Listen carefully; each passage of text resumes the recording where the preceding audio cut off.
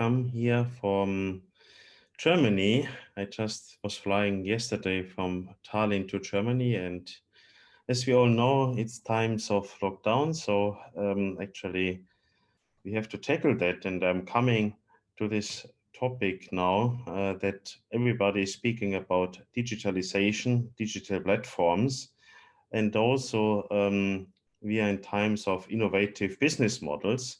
And for that, I'm very happy to welcome you all from my side. And also I want to give the floor to Ricardo, and also later to Benedikt and Karina and Margarete, to discuss what can be the answer from the European side, from the European perspectives in terms of innovation, regulation, and crisis management. Thank you very much from that side. It's to me, I think, Dan. Okay, thank you. Sorry, Florian. Well, good morning to everyone. Thank you very much for having me. And it's a great pleasure to share the stage with so qualified panelists. Very brief words about the incoming Portuguese presidency. To say that the digital is, of course, one of our big priorities. We consider the digital transition as a strong driver of economic recovery and a unique opportunity to strengthen the single market. We also believe in the digital empowerment of citizens and businesses, sustained by a trustworthy and ethical digital environment. We are also committed to enhance Europe's role as a global digital reference.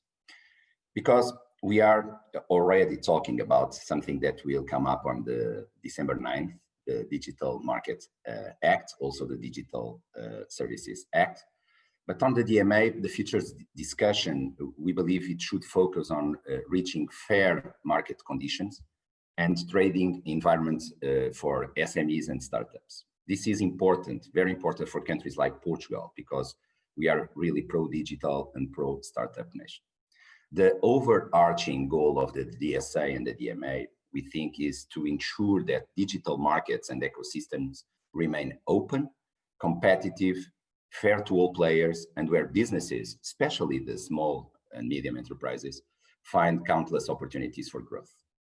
While we recognize, and we must recognize, that platforms play an important role as startups hubs, we also understand that practices such as self-preferencing, seeking unfair advantages due to their systemic nature, restrictive terms of use, and lack of transparency must be addressed. We must ensure a level playing field for all, and fair competition is a driver for innovation and investment. But main question that small operators are asking, and we are meeting with a lot of, is how we can ensure that we put a regulation that does not negatively impact the small players that we want to protect from the big ones. How can we prevent collateral damage while addressing gatekeepers and fair behavior? Those two questions are very important questions, and I think that we will discuss it during the panel. But taking a look on a more detailed manner to the future DMA, as we expect to be, there is a complexity of the digital markets. We must recognize that digital markets are extremely complex and have a unique character. But the DMA is a great opportunity to have a future-proof regulation ready to deal with those complexities. Then, about the scope and what is the so-called gatekeeper definition. The criteria to define a gatekeeper platform should be based both on quantitative and qualitative indicators. Some stakeholders are suggesting to us to narrow down the definition to have just a very small group of platforms who would then be subject of the ex-ante rules. Others say that the size doesn't matter. So a combination of indicators and criterion is a balanced way to achieve a good definition. That's what we believe. Another thing to keep in mind is that while a certain operator may fall under the gatekeeper definition, it does not mean that this operator is behaving unfairly. The focus should be then on the practices. Then we are talking a lot and listening a lot about blacklists, whitelists, gray lists. It's also a very important aspect, because we know that especially the small players are dependent on the ecosystems created by the big platforms. Therefore, we must be careful to make sure the new rules do not indirectly jeopardize the small actors, but in fact work for them. One thing to be aware about the gatekeeper definition has to do with the possible link with the obligations and the blacklist and all the prohibitions also. The narrower the definition for gatekeeper, the bigger the blacklist may become, as it is only applied for very few players. On the other hand, the broader the definition, more careful we need to be in defining the blacklist practices. It means that no one-size-fits-all approach, since we are dealing with very different business models and services, which might require, I would say sometimes, tailored remedies. So the gray list could be, with a case-by-case assessment, a good balanced approach. Last point, enforcement. We've noted that there are some, I would not say disagreement, but some different options, at least two. And it came also from the Parliament and the reports that have been already approved. Do the Europe need at the European level a body to enforce the DMA and the DSA because of the size, the gatekeepers, and the cross-border nature of the digital markets? Or do we just need to reinforce the cooperation between national authorities? We know, because we've heard a lot, that for SMEs, or on the SMEs point of view, the more centralized and simple, the better. Well, but this is something that for sure we need to see what the Commission will suggest. Thank you very much. Yeah, thank you very much, Ricardo. Just a direct question to you in the terms of the complexity. What you have described. A lot of, in all this digital debate is about simplification. So how basically we can simplify the processes, the outcome, or what would you suggest from your perspective? Look, one thing is to keep the very important principle of country of origin. It's very important in all this discussion. It means that simplifying is keep as much as possible harmonization. This is what we think. The question is that we are having and we are seeing very different kinds of behaviors from the platforms, and so some member states reacting, and that's why we should try to avoid. It means, especially when we take a look on the enforcement side, we see that some member states and its authorities, national authorities, are reacting in very different manners. This is something that the DMA, the discussion under the DMA, should try to fix. Simplifying is very, very important, but simplifying does not mean inaction, does not mean doing nothing or keep the things that we see that we do have nowadays.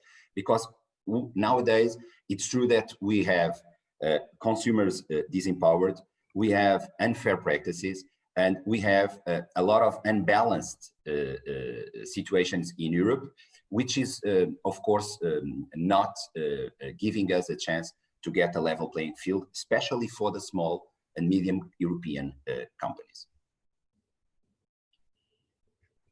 Yeah, thank you very much, Ricardo, for your input. I would give over the floor to Benedikt.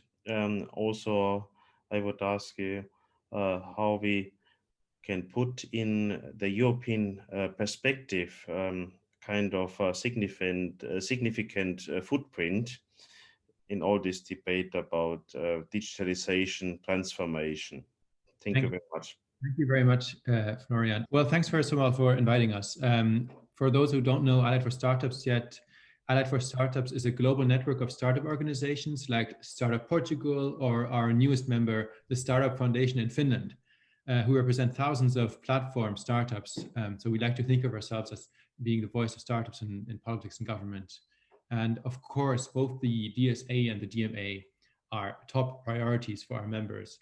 And I wanted to start out by maybe sharing some nuggets from a recent study we did on the implications of the DSA on business users, because I think it has some valid, relevant findings for the DMA discussion as well.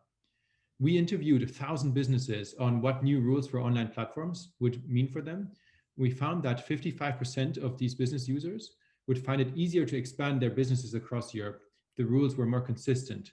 So there is clearly room for improvement in the rules we make for the online economy. There's also a finding we had that making rules on platform size, ergo with thresholds, is something that would probably cause negative damage, inadvertently hit the ecosystem. So that's a learning I would like to kind of transport into the DMA discussion, because I think it's going to be really relevant going forward. I think it also speaks to Ricardo's point. To kick off, I would just like to make 3 points on the DMA discussion. And the first one would clearly be, coming from our ecosystem, we see no limit on the ambition of the new European startups in our membership. Our founders build businesses with the goal to be number one. We currently have more platforms than ever before in Europe, over 10,000, which is great news and suggests to us that a lot of competitive elements in the market are working. The number of EUnicorns is also moving from record to record. New VC is also working, and capital funds are born, and entrepreneurs are bullish and optimistic about the future. If you think about the COVID pandemic, it wasn't the established video call platforms, but Zoom and Hopin, which have become the new unicorns. It's another example showing us that startups are constantly shaking up established markets. Many of these are platforms, and they are looking to offer a suite of services to consumers. This includes, of course, potentially acquiring other startups and integrating more services to build the best possible user experience. So this kind of point about making a vertically integrated consumer journey is very important to startups as well. And from the outset, we think that any DMA legislation should feed into the ambition of these startups and not limit the amazing products and services they are building. It should not set artificial limits to being a scale-up, after which, after a certain point, you'd be told that you've become so big that you would, now a new set of rules apply and you are now a gatekeeper. So this leads us to question, when does a platform become too big? And what message are we sending European entrepreneurs in Europe that if their business reaches a certain size, the regulator will knock on their door? It's maybe a question that we can pursue a bit further. Secondly, as the platform economy has grown, and I think this point was already made by Ricardo a bit, it has become interdependent and an integral part of the economy at large. The two have become increasingly intertwined, and both are reliant on an innovative ecosystem. The platform economy has enabled entrepreneurs to build a startup based on a plethora of available tools and services. Many non-digital and micro and SMEs have been able to develop by taking advantage of services offered to digital startups. A social impact startup fighting food waste can build on an existing map. A startup entrepreneur can employ existing payment solutions which are out there. So startup entrepreneurs can build products on existing infrastructure and tools, and this allows them to be lean and agile and innovate instead of replicating and reinventing the wheel in their entrepreneurial journey themselves. So we have to ask ourselves what additional costs startups and SMEs would face if they had to kind of build some of this infrastructure for their platforms themselves, and probably at a worse quality.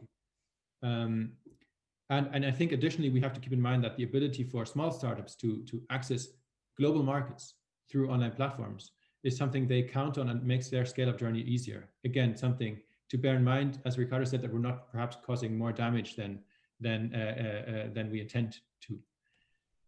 Third point, I think when we talk about the DMA, we need to be very specific to explain what we mean when we say there are systemic gatekeeper issues, so as to avoid undercutting this interdependency between big platforms, small platforms, startups, scale-ups, and the wider economy.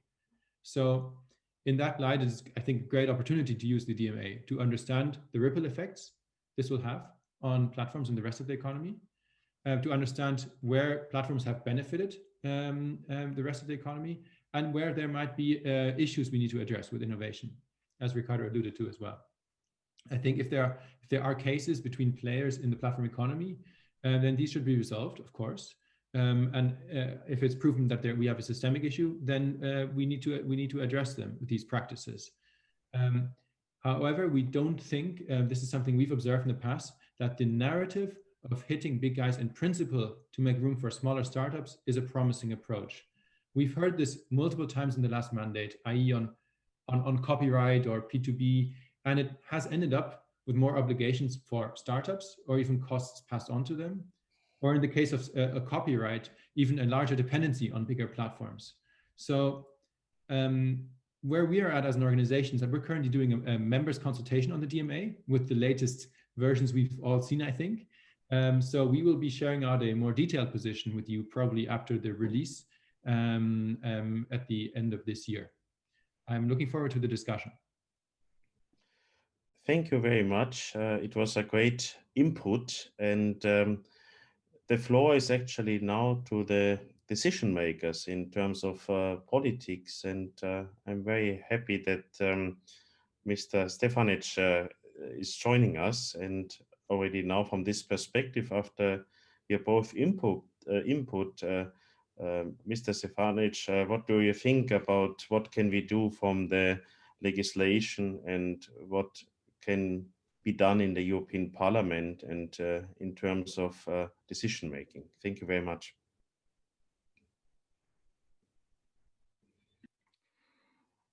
Thank you very much. Good morning, everybody.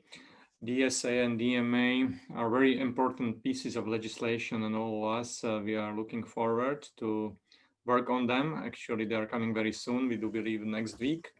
And what I'd like to highlight on behalf of SM Europe, that we in SM Europe, we are in favor of additional European rules to prevent large online platforms from controlling the platform ecosystem in the digital economy and acting as so-called gatekeepers. I think it's very important for having clear, stable, and fair rules. And what needs to be done also, firstly, we have to define who is a gatekeeper. We have to determine whether an online platform has become a gatekeeper for other providers due to its size and reach. Clear-cut criteria need to be established. Also, secondly, we need to set up an effective ex-ante competition tool, because it is really essential to obtain a quick and unbureaucratic change of unfair behavior of gatekeeper platforms. And thirdly, last but not least, we have to protect small players. I think it's very important to create competitive environment where we can enable small players to grow and to come with new ideas. And therefore, we have to establish some kind of interoperability guarantee. So I'm very much looking forward not only to today's discussion, but also to our cooperation on DSA and DMA, because those are very, very important and crucial part of legislation for digital world. Thank you very much indeed. Yeah, before I want to go further, there is a question in the chat, and I would like to address it to you directly. So the question is, how do you stop the trickle-down effects of rules for the gatekeepers onto the users of gatekeepers, either through greater information requirements or as an excuse for higher fees? Question mark. Trickle-down effects of rulers for gatekeepers. Exactly, that's what we will discuss. We have to establish the rules, first of all, for gatekeepers, and we have to talk also about unexpected fees, unexpected barriers. In order to have those ways, I think it's very important to have the right enforcement in place, and it was discussed already. And we have to have the same rules on the European market. Therefore, discussion about the common European enforcement will be important. Thank you very much.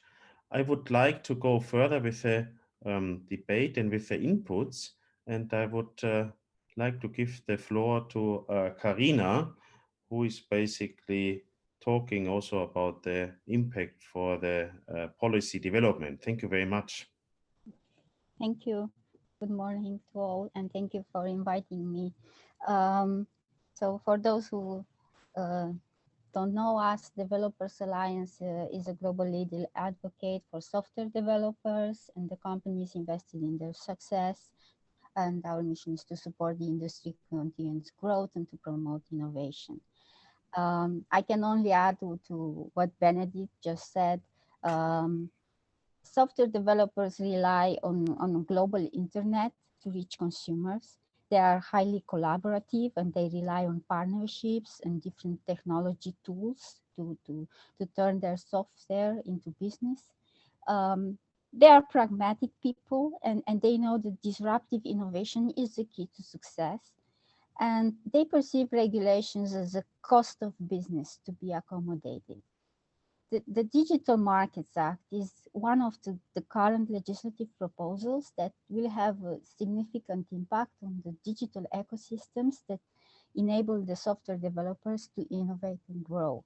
And the alleged issues and the proposed lists of principle-based obligations and prohibited practices, the do's and don'ts lists, are stemming, in our opinion, from a narrow perspective of digital market specifics. The Commission is saying that the main objective of the regulation is to make markets more contestable. The ex-ante rules will basically redesign the European digital markets. The upcoming regulation is targeting a few large online platforms, but their effects will go beyond their various business models.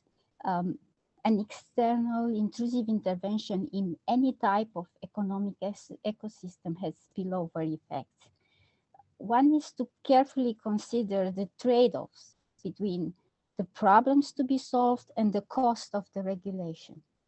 Setting general rules and blanket bans on different practices, starting only from specific situations and interventions without concrete evidence of competition, consumer harm, market failure, will significantly affect the dynamics of innovation. And one can foresee, for example, negative impact on the current business products offer that the devs are benefiting from, as Benedikt also mentioned.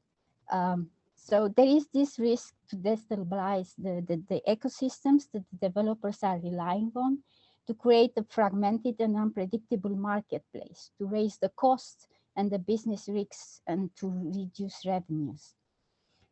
Implementation of certain ex-ante proposed rules like access to data, interoperability, these are complex issues. Many factors need to be considered. Beyond the technical impediments, there are the data protection, privacy, cybersecurity, IP, and not the least when it comes to interoperability, user needs and preferences. So we simply don't see how one-size-fits-all regulatory solutions will work in practice. They will only create new barriers to market entry while promising to reduce the old ones. So instead, what we see is a more appropriate approach based on a case-by-case assessment guided by the basic principles of the competition policy and also targeted remedies via, for example, code of conduct with the participation of all the players in the market in those ecosystems, the so-called participative antitrust. This will solve specific systemic issues related to certain sectors or related to certain exclusionary behaviors and will ensure a level playing field, but with a minimum risk of over-enforcement and unintended consequences. Now, in the current circumstances with the coronavirus crisis, now more than ever, the EU needs to find the right incentives for technological innovation and economic growth. And the measures that the EU is adopting should empower the entrepreneurs by creating attractive business environments within the single market. The DMA should not punish success, should not impose disproportionate costs for doing business in the EU. This can lead to repercussions not only within the single market, but also in the context of global trade. So we are looking forward to see the the Commission proposal next month, but also the impact assessment. And we will further contribute to the debate and call for the policymakers to make the right decisions. Thank you. Yeah, thank you very much. You gave us various points, and I would shortly go back to Ricardo. What is your point in this timeline that the Commission basically is acting, and how would you see that? Sorry, well, about the timeline, well, we must understand that this coming up, the package in December is linked with a strong digital strategy that has been presented last February. And it's not just about, of course, regulation for digital platforms. It's linked, strongly linked with also the data strategy for Europe, and strongly linked with also two discussions that we will have and which will be introduced in December 2nd. For example, the Democracy Action Plan for Europe, which is a strong link with not the DMA itself, but with the Digital Services Act, the DSA. This is, I think that this is, those are very important signals coming from the Commission, that digital became absolutely one of the most important priorities, that Europe should play a very important role leading the discussions. And when we take a look, for example, to the number of files that have been submitted to the public consultation during the public consultation of the DSA and DMA, we are talking about a very, very high number of positions, not just from stakeholders, from industry, but also from the member states and non-EU members, which is very important because it gives us absolutely the picture how relevant this discussion is and how Europe is a front runner on the discussion. This is something that we should be proud of, I would say. At the same time, it's a responsibility because I think that we are setting the scene, and the discussion, of course, it will take time. We won't do it in very few months. And it's very important also that, for example, in the Parliament, and we do have two MEPs with us this morning, they've had already very important discussions and very, very important reports. I think that we should take a look on the reports that have been already approved, because it's very interesting the kind of outcomes and insights that we are receiving from them, and also the non-papers from the member states. The timeline, it means that it shows that we have started already in Europe to discuss deeply the digital ecosystem, and we will we will move forward on that direction. Thank you very much. Now the floor is to Margarete. I'm very happy for your input also in terms of digital economy and creating some bridges. Thank you very much. Yeah, good morning, everyone. Thank you very much for inviting me to this webinar. Also, a quick introduction about the ZDH. We are the German Confederation of Crafts and Small Businesses, represent 1 million enterprises in Germany and about 130 different trades, from building, electric and metalworking, graphic design, plastic and woodworking. And I would like to start this discussion maybe with one observation, which is the digital markets and the digital platform economy has so much changed our perception of what a fair marketplace actually is, that we rarely question that anymore. The difference of what is actually creating value and the product definition has changed significantly. And if you look today, it's not about the products that are sold on the platforms. It's about the underlying data analytics and the knowledge that is drawn from this data to develop competing services and push competitors out of the market. And this new logic that we kind of accepted is actually really problematic, because when you look at the physical marketplaces, the physical marketplace in any city, it's not the marketplace itself which is generating revenue. So we should keep this in mind. And in our example, in the crafts, we can see actually very worrying developments when it comes to this new product definition, which means I can give you a very concrete examples in Amazon UK and Amazon in the States. You can actually buy products like a sink for a bathroom, and you get the service delivered with the product. So the service delivered with the product is the plumber who will install the sink in your bathroom, and this means very bad conditions actually for the craftsmen that are signing these contracts, and it means that these platforms now get hold of a completely new market, not about the product but the service that is delivered at the same time, and the plumber and the craftsman is degraded to merely a subcontractor. We also should put our focus not only on these matchmaking platforms that we can see, but there are other platforms that can create this gatekeeper effect and distort competition. I'm talking, for example, about IoT platforms, where industrial IoT platforms where connected devices from, let's say, smart home devices are connecting with each other. So when you have these kind of devices at home and you have a problem with your heating system, the device sends automatically a message to the manufacturer telling him what went wrong, because it can read the data from your consumption, can tell you a date and time when the plumber will come to repair it. But what it doesn't tell you is that there is a plumber next door who, if he had access to the data, would be able to repair you the heating system of a fraction of the cost.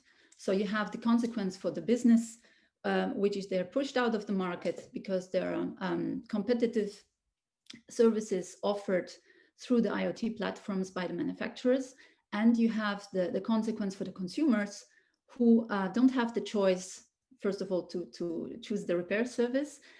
They kind of have to accept the price that the manufacturer is giving them, and it's stifling the choice. So you have developments like this, where the data is really the core element of the value creation. That's what we would say.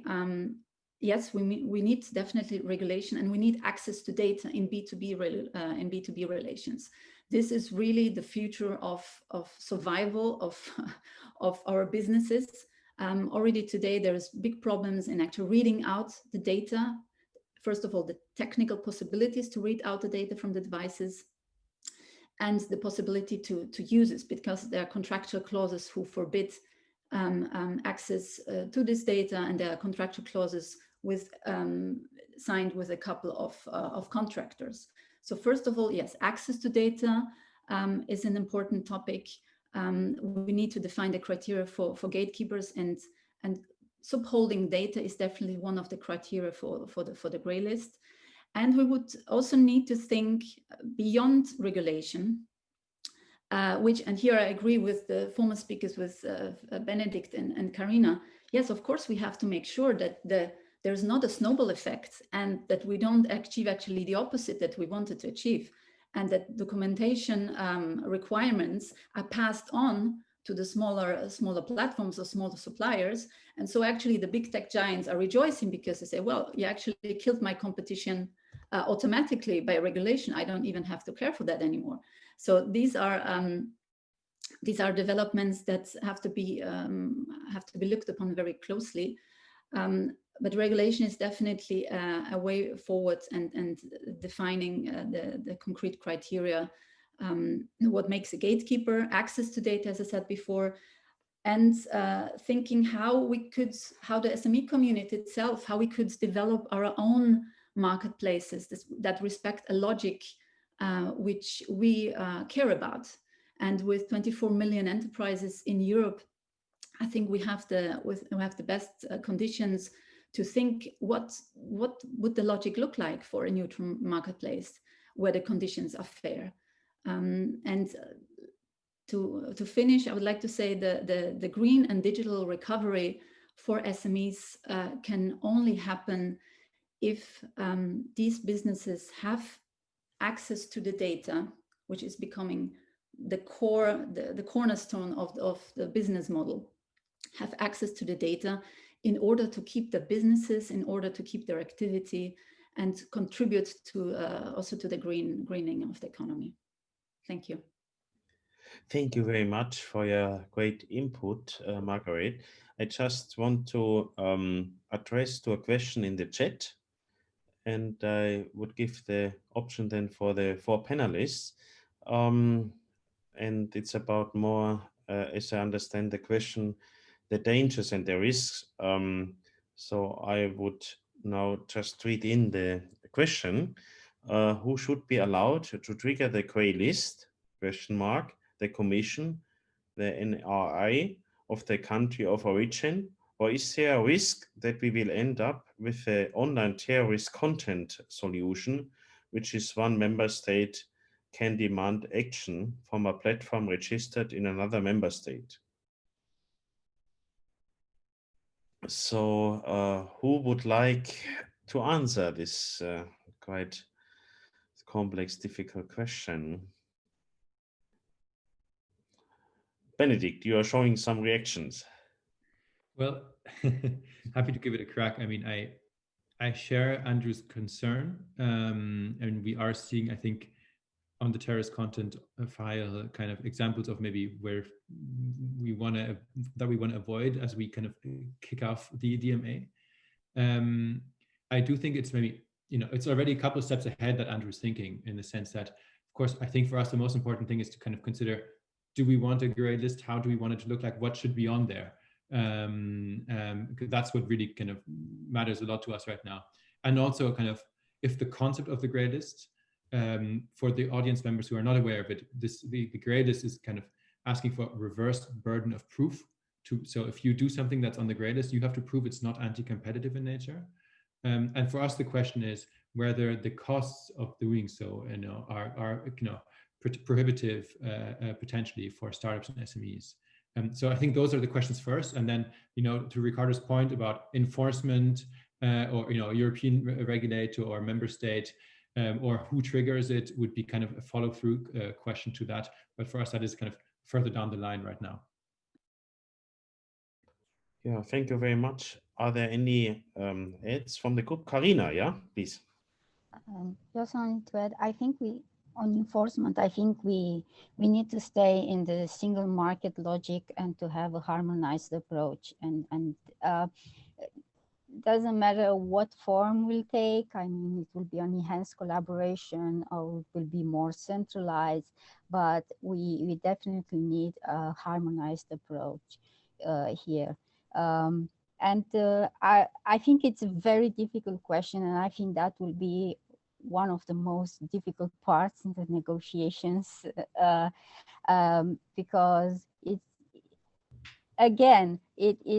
shows the variety of issues and possible solutions, and the variety of standards of interventions coming from different member states. So we have to find a common denominator. So we are happy to contribute to the discussion because it's quite a difficult one. Thanks. Thank you very much. Ricardo, would you like to add something on that? Well, the question is very in line, and also I would say the comments from Benedikt and Karina with my first intervention, when I pinpointed this element as one of the most critical ones that we found during the conversations, the dozens of meetings that we've had already with stakeholders and with other colleagues from the council. It is indeed a very complex one, but we must find a solution. As Karina just said, it's not easy, but it is possible, and it must be balanced, I would say. Of course, the fact is that we cannot leave all the duties, in this case, for the member states without having a scheme, an effective one of cooperation, because the nature of the digital market is cross-border. It's very different than other kind of markets or realities. That's it, and that's that nature that makes the discussion complex. But also that's why we really think that probably this is a moment to, and that's why we are expecting from the solution that's going to be presented by the Commission, to probably give or have at the European level another kind of I don't know if we need an entity or a supervisory board, but for sure the mechanism, I think the cooperation but must be reinforced with also some more engagement from the Commission or something at the European level. It's clear to us. Otherwise, it won't be effective due to the very unique, I would say, nature of the digital market. Yeah, thank you very much. I have another question now in the chat, which I would address to you all. Also, Ms. Virkkunen, who is doing the conclusion, you're also very welcome already to contribute. But I will give you later the floor, but please also feel free to contribute. But just now to add one question in the chat. How would the DMA work together with national initiatives that are currently being discussed? If a gatekeeper is a big, active across several countries, as is being claimed these days, then this would speak against national rules and enforcement. Quo vadis German competition law review potentially to be adopted in spring 2021? Question mark. So I'm a German, but I cannot answer this complex question. So maybe I could comment. Yeah. Yes, I'm Henna Virkkunen. I will say a few words after that also, but I think this is one of the current challenges we are all the time facing now with the many digital legislations in Europe. If we don't have common framework in the European level, then we all the time have the risk that the market is fragmented because the member states, they are taking their own actions now if we are too slowly with our common approach. So that's why I think it's important that we should have common European framework for that, because it's all the time the problem that we have so many barriers between the member states and we have so fragmented market, and of course it's problematic for our competition. So I hope that soon we will have our common framework on this issue, common legislation, and then the different national rules are not needed here. Thank you very much for your input already. What do you think? What is the vision? What is the strategy? And when we could achieve this common framework? Benedikt, the floor is yours. I wanted to strongly underline what Mrs. Virkkunen said. I think obviously member states are forging ahead, and the real value of a European approach would be to clarify and kind of add a level on top, and not to kind of lead to a struggle of competencies of sorts, especially for the startups and SMEs we're talking about. And I at the risk of maybe having a panel that is agreeing too much, I wanted to pick up a point that Margarete made before, because I wasn't sure I understood it properly. And I just wanted to kind of check back in on this kind of old school marketplace example, because I mean, the way I know old school marketplaces, of course, they rent out their spaces, and of course, a city has maintenance costs too. So I'll be quick. I was trying to say the analog marketplaces I know, of course, you also pay rent to have a stall, and of course, the city has maintenance costs. And if I'm thinking about the OLXs, the Etsy's we've talked to, they have, of course, also costs in terms of operating their platform. And I would assume that, you are not kind of against the fact that these costs would be, of course, continued or passed on to the kind of SMEs or consumers using these platforms. If I understood you correctly, you're more concerned maybe if there's anti-competitive practices in these platforms. But I wanted to just kind of raise that point, because I assume you don't have an issue with the fact that there's like the OLX and the Etsy's who are, of course, taking a kind of a fee for offering their marketplaces. Is that correct? Yes, of course, it's not about the matchmaking process that in itself is problematic. It's that certain platforms hold back the data and use this data in their own interest to develop competing offers.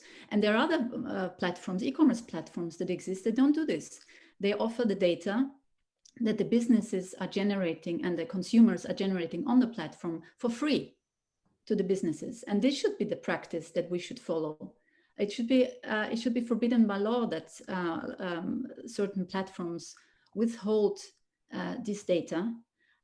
This also means, of course, that we need data competence and we need digital skills. So the businesses that are actually on these matchmaking platforms can use their knowledge to actually do something with the data, because it's not enough to just have the data, and you need to have competence in order to deduct some of your own innovation proposals.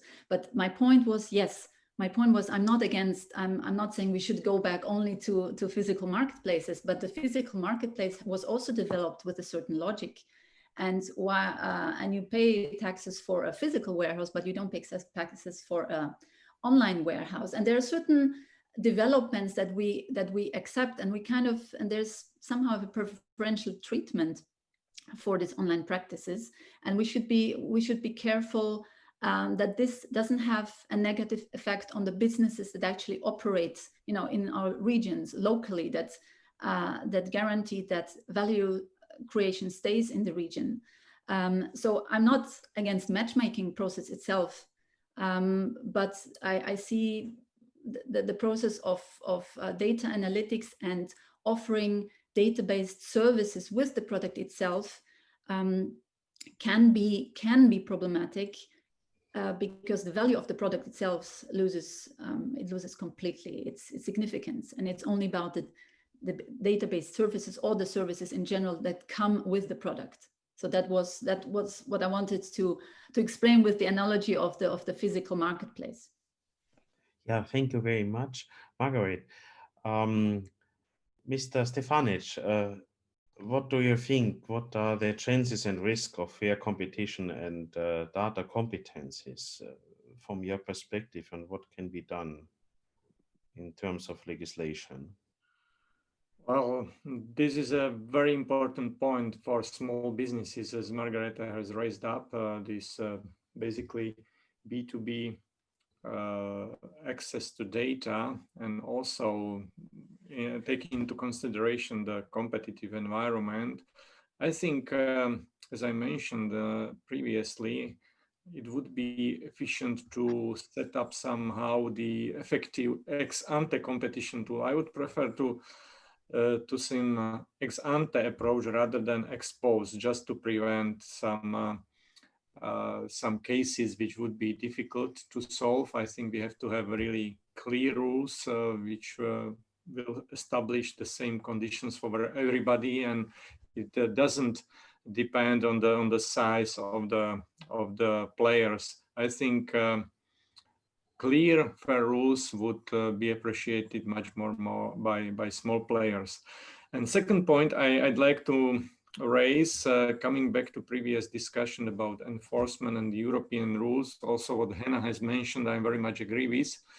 But I'd like to mention also what is necessary, and this is the point, responsibility for the contents. I think we have to put much more responsibility on platform owners for the contents.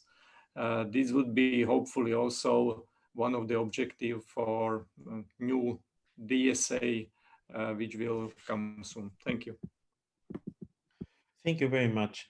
I would like to address to all of you about this point what you just raised concerning the clear rules.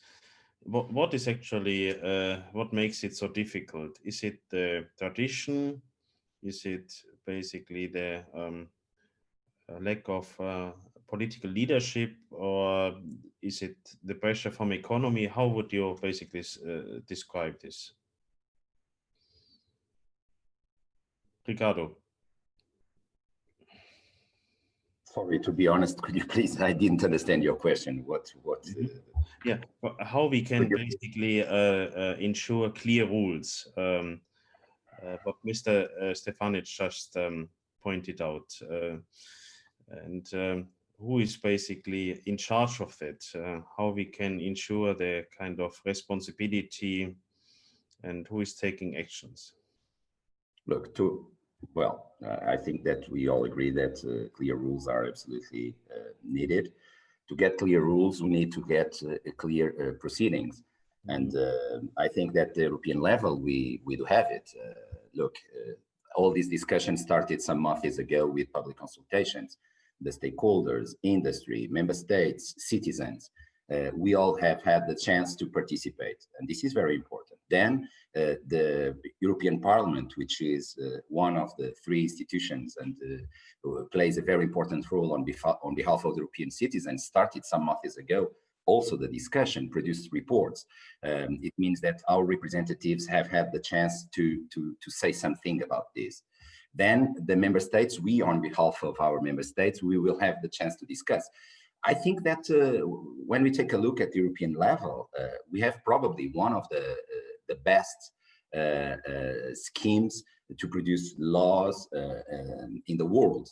I don't think that's the problem. Normally, we do have very good rules. Sometimes we have difficulties to implement the rules. Normally, that's the big problem, not just the European level, but also especially at the national level. The way that we implement and the way that we enforce. That's why we are here going around on this discussion on the enforcement. I think that it's much more about that than the clarity of the rules or the clarity of the proceedings. I think that the transparency at the European level is something that we've achieved a very good level. That's my perception. Thank you very much. Margarete. Okay. Margarete, would you like to add something on that? Yes, but I think Mrs. Virkkunen was before me. But okay, I can. I just wanted to say, maybe going a step back, in order to get these clear rules, I think it would be good that policymakers have a look at the different strategies and frameworks that are already existing, and they with each other are compatible. I'm thinking, for example, with the SME strategy, the data strategy that we have, and the Data Act that will come in 2021. And there are certain, let's say, approaches or philosophies that contradict with each other. For example, again, when it comes to data access, for the moment, in the data strategy, the Commission had a rather restrictive view of what data ownership is, and said it has to respect the legitimate interest of the data owner. In the data strategy, we are moving, and in the initiative reports of the Parliament, we're moving more into direction. Yes, data access should be mandatory. So I think it's important to have these different strategies that are actually discussed. It needs to be clear where are we heading and what are the underlying approach and philosophy. And we, of course, would argue, yes, we have to get away of this data ownership approach and look more on these issues from a competitiveness angle, and not are we infringing the legitimate interest of data owners. And this has been not addressed neither in the SME strategy, this has not been addressed in the data strategy. And in order to find consensus on that, I believe that these terms and approaches need to be clarified. Thank you very much for these addings. And now I'm sorry for that, but now I would give the floor to Ms. Virkkunen. Basically many points actually tackled, starting with the clear rules, going to the data strategies, and also, of course, what SME can do in this regard. Thank you. Thank you. But are these my closing remarks already? Because I was just going to answer your question about why it's so difficult to make clear rules, but should I also make my closing remarks now in the same time? Or make a closing remarks after that, if you still have time. So yeah, please. Okay, yeah, because I just wanted to say from my perspective as a decision maker that why it's difficult to set these clear rules. And I think there's maybe two reasons why it's so challenging in here when we speak about digital legislation. And of course, the one reason is that what we are trying is that we always think that we should have same rules in the online world and in the offline world. And that's what we are trying to do. But now because of digitalization, we know that in internet and in online world, we can have many that kind of services and practices and processes that didn't exist before. So we don't have really examples from the offline world that how should it work. And then another challenge is that the technology is developing so fast. There is coming all the time new kind of services and practices, and our legislation process is so slowly when we speak about European level. So often it's taking years. And that's why when we are setting regulation, I think always it should be very innovation friendly, that it's encouraging new innovations, and it should be very technology neutral also, because we don't know what kind of new ideas and innovations there is coming in next years. And I think it's making this all the time very, very challenging, because the development is so fast in these technologies and the legislation process is so slowly.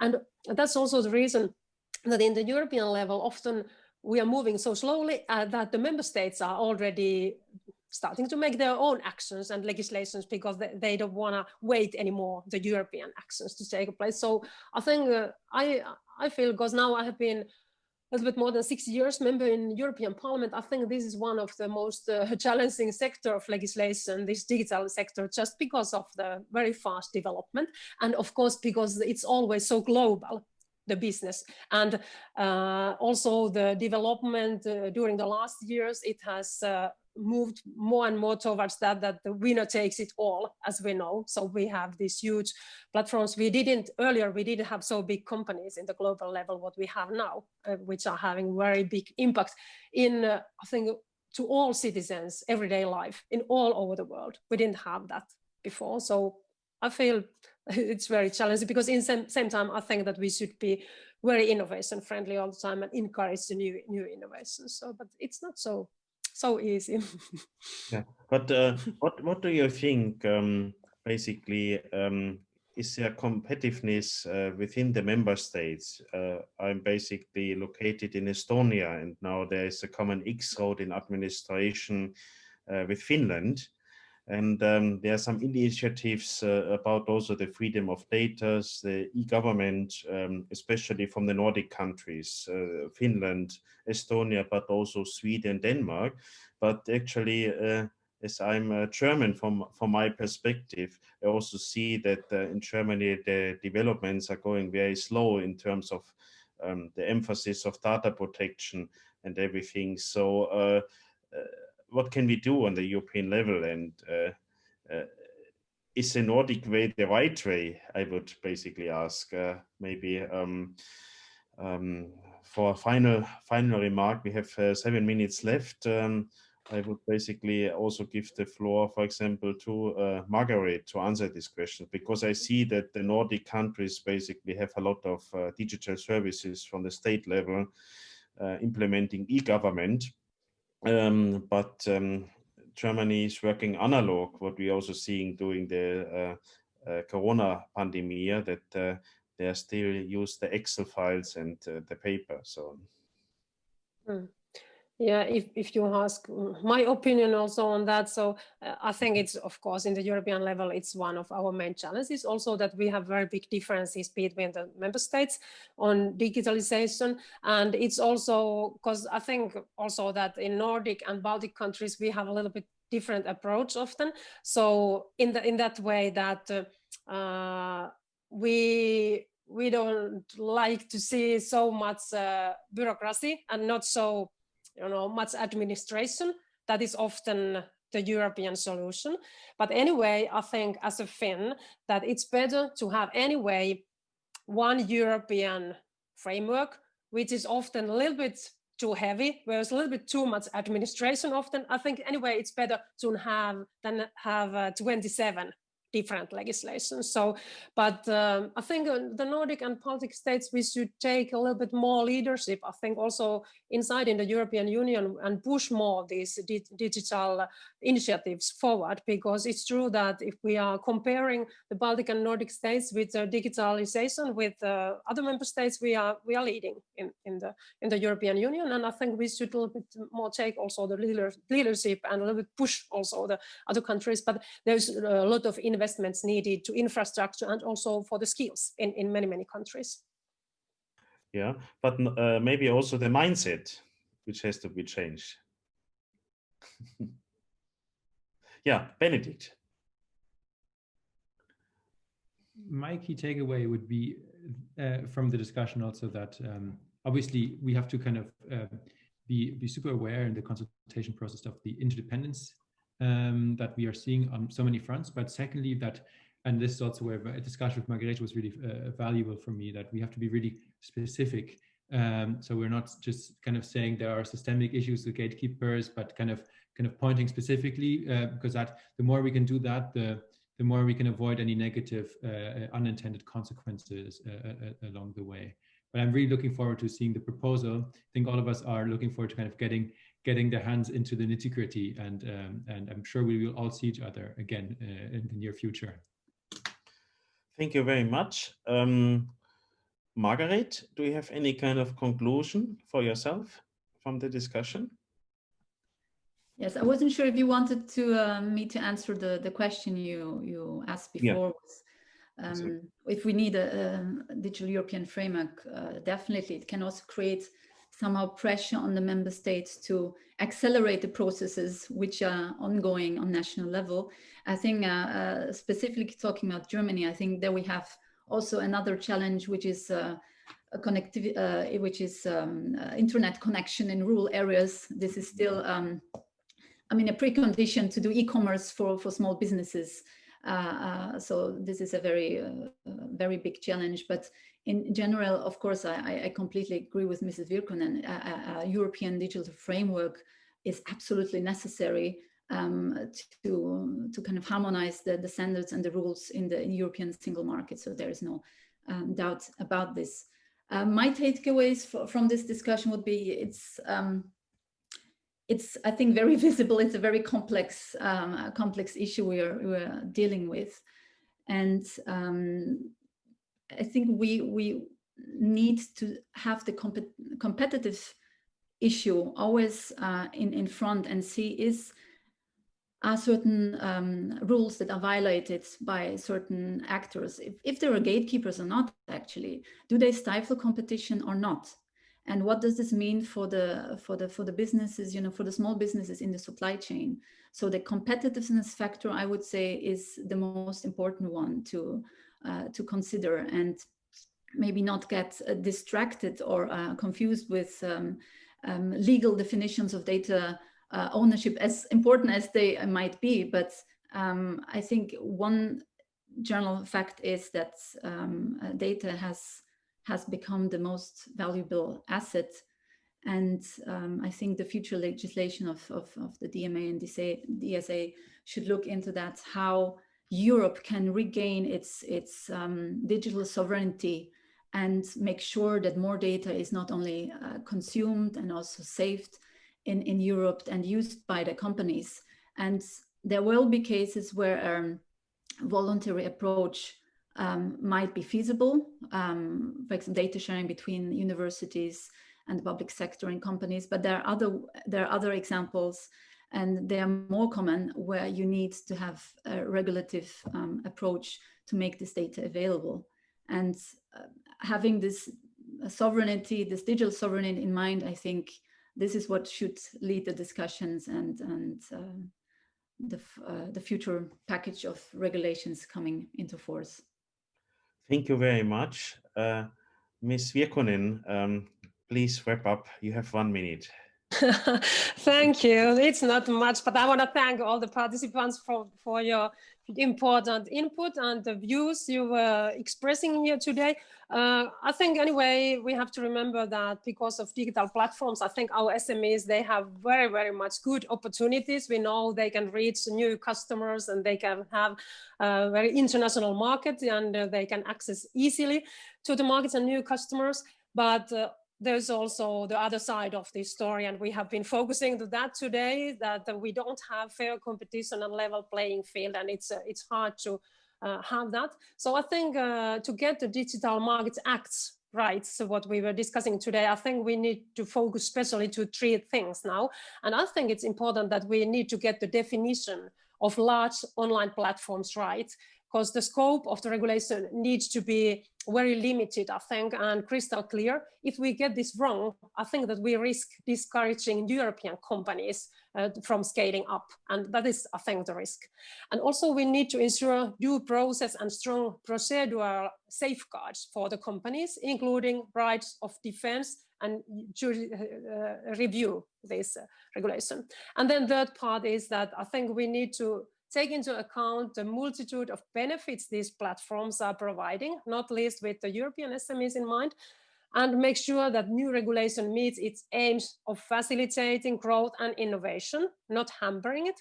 So I think that when we are introducing new regulation, we have to make sure that the new rules, that they are innovation friendly, facilitate growth, innovation, and give long-term perspective and legal certainty to entrepreneurs and investors. I think it's crucial. Thank you very much. This is very crucial. Thank you for your words. Thank you for your participation. Stay healthy, and I hope we will discuss soon again. Thank you very much, also in terms of SME Europe.